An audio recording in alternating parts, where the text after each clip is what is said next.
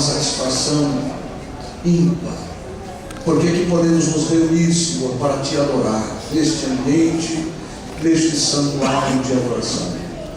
Eu quero Te pedir, ó Deus, em nome do Senhor Jesus, todos aqueles que aqui adentrarem, Senhor, recebam uma bênção nesses 2 dias.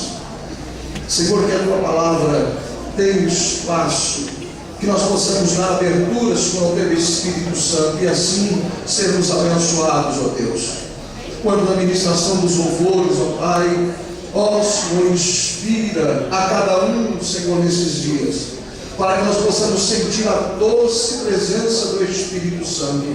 Venha, ó Deus, oh aleluia, trazer benefícios espirituais, e que a Tua bênção, através, Senhor, da paz do Espírito Santo, esteja sobre nós nesses dias, e que possamos assim sermos impactados pela Tua presença, ó Deus. Pai, em nome de Jesus, venha, Senhor querido, nos abençoar. É o que nós Te pedimos nessa noite, agradecidos, no nome do Senhor Jesus.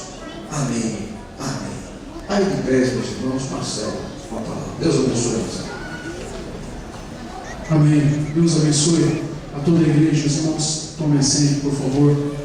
E vamos ouvir o conjunto Gênesis, o grupo aniversariante, também louvando a Deus.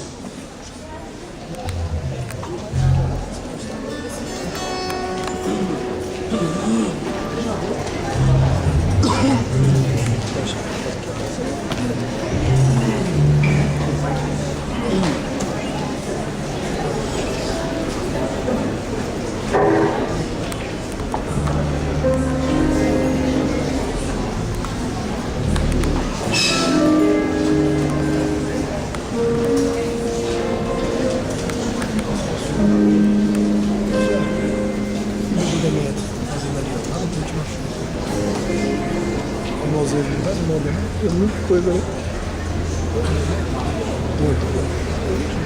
Vai acabar aqui no meio. Deixa lá. Melhor lá na sua frente.